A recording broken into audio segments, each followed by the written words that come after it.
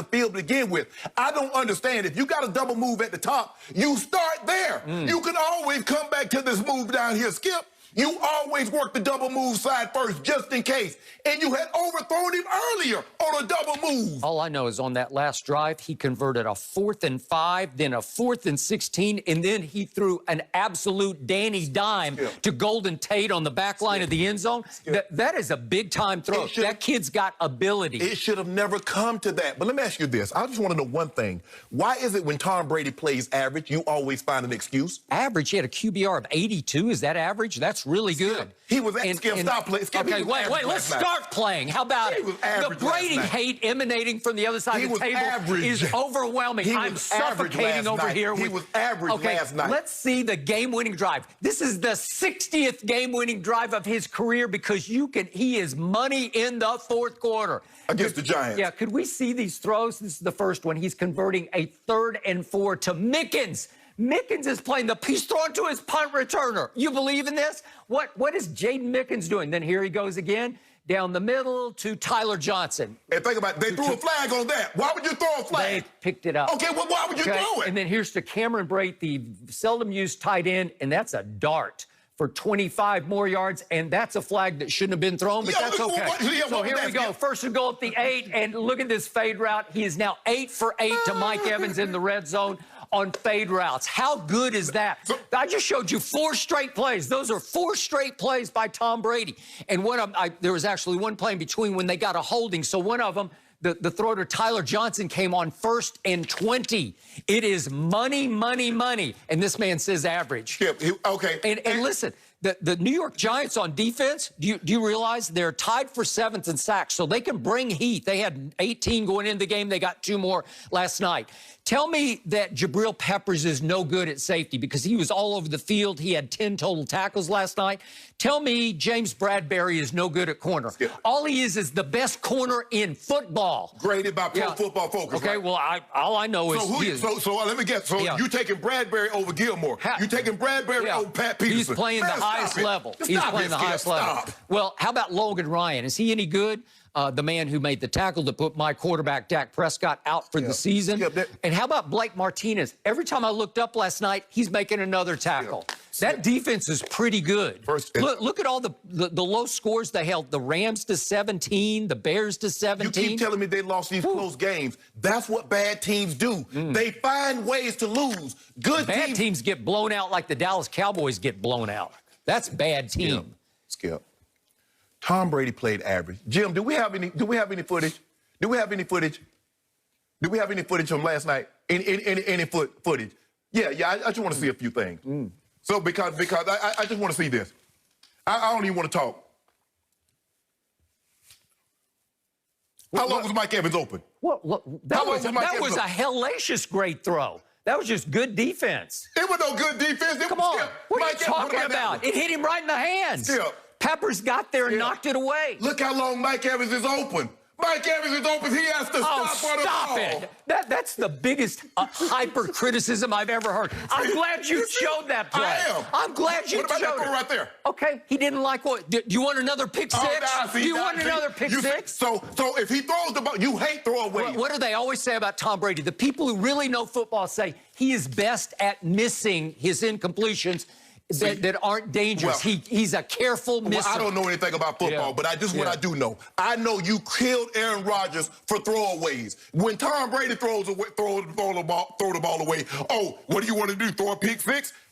Okay, Aaron Rodgers, for 4 straight years, led the league by far in throwaways. Who led last year? Because he'll just take a look and say, Who led last year? I don't love this. Who led last year? Who had the worst receiving core in football last year? Well, who did? It's another excuse. Okay, well, Aaron Rodgers didn't have the worst receiving core in football. The Bucs won. But the Giants... You know what? You know what Super Bowl teams do? You should know this because you were on one. When you have your C game, when you're looking ahead to an arch-rival game the next Sunday night, if you go on the road and actually win a game that you didn't deserve to win, that's how you go win Super Bowls. That's how you get home field advantage. That's the exact same thing that you and Michael Irvin said when the Cowboys came back and beat the Falcons. This game can launch them. And they went right up the next week to Seattle and got beat again. So that doesn't have anything to do with this. But I like what the Giants put something on tape. that what you can do is play a lot of what we would call, a lot of people call it cover 5. We call it 22-man, 22 trail. Is that we jump up underneath, we play 2 deep safeties, and we come get Tom Brady because he's not going anywhere. We don't have to worry about Tom Brady. Now, that's the coverage you would never play against Mahomes because he can run. Or any mobile quarterback, you wouldn't play this coverage.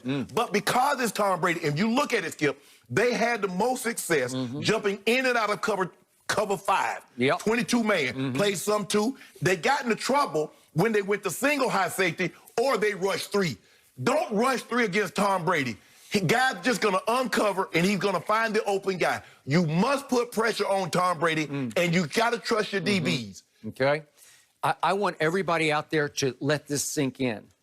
There was no Chris Godwin last night. He is easily Tom Brady's best target. He's his favorite target because he can run, and he can really hurt a defense short and long. Mike Evans is still fighting with a bad ankle, and he's a jump ball artist, and he's a red zone monster. So he mostly gets his targets in the red zone. So I want everybody to understand that Chris Godwin missed his 4th game in 8 games. And what did they resort to? A kid who got 2 targets at Chicago in the loss at Chicago named Jaden Mickens. He's an undrafted kid out of University of Washington, went to Dorsey High School right here in the Los Angeles area. And he's bounced around. He's now on his 4th NFL team, and he is the punt returner for Tom Brady's Buccaneers. Last night, he led them with 8 targets. I want the viewers to process this. The GOAT is playing with, as I used to say, 4 guys from Dorchester up in New England. This is one of those guys from Dorchester, and I'm not even sure he's from Dorchester. This is Jaden Mickens, the punt returner. He threw him 8 balls last night, and at the crucial 3rd and 4 in that final game-winning drive, he threw to Jaden Mickens, who had 2 targets coming in and got 8, the most any Buccaneer last night. And Tom Brady won a game they didn't deserve to win because he was outstanding as usual in the 4th quarter when it mattered. Yet another game-winning drive. And by the way, ladies and gentlemen, that was the 30th time in his career he's come from 10-plus points down to win a game. That is the NFL record by 3 over Peyton Manning and over your friend Dan Marino. Just process that, Mr. Average. Skip, I don't know if you noticed this, but most punt returners are wide receivers. I don't know that because a lot of them don't play wide receiver. They just return punts. Jakeem Grant, the guy that the only punt return that was returned. Wonder how many targets he has. Let me ask you a question. Tyreek Hill. Has Tyreek Hill, that's how he started his career. He doesn't always return punts. That's how he started his career. He was a punt returner before he was a receiver. Well, I think I'd put him at receiver after what I saw at Oklahoma State. Did you ever watch him? Did you watch what he did to Oklahoma? Skip, I'm just telling you what he was, Skip. Okay. He turned himself into a Jaden, are you trying to make a case that Jaden Mickens should beat out Chris Godwin or Antonio Brown? You realize... So what was Antonio Brown? You realize Chris Godwin is coming back for Sunday night, and you realize Antonio Brown was waiting in Tampa getting ready to practice and be eligible to play next Sunday night. What do you think will happen? Let me ask you this. Do you think Jaden Mickens will get another target this year? I'm sure he will. He will not. He will not get another target because little Scotty Miller is going to have a hard time getting targets from here on, and he has been a primary target for Tom Brady to this point. Scotty Miller will get targets because Brady trusts him. He runs great routes. He's good run after catch. So he's going to get opportunity. Maybe that Skip, obviously, when you have this many players on the field, Godwin comes back healthy, Mike Evans gets healthy, Antonio Brown, obviously, it's going to be hard to spread the ball around to everybody. There might be a game that Mike Evans has 10 targets. The next game he might have 3 to 4. That's just the way it rolls when you have, it's kind of like Kansas City.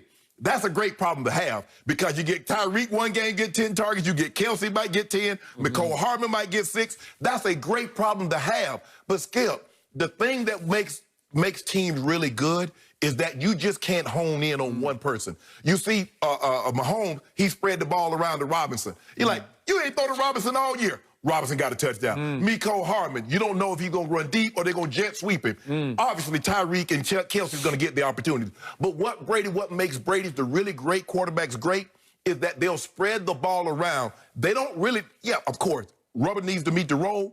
He's probably going to look for Gronk because Gronk is the one that he's played the most with and he has the most confidence in.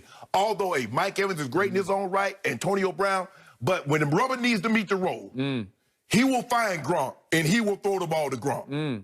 All I know is I'll give you Kansas City's elite weapons.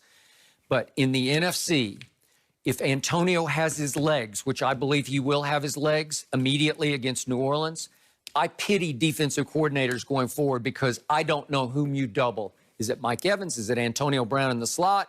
Is it Chris Godwin? Or is it Gronk?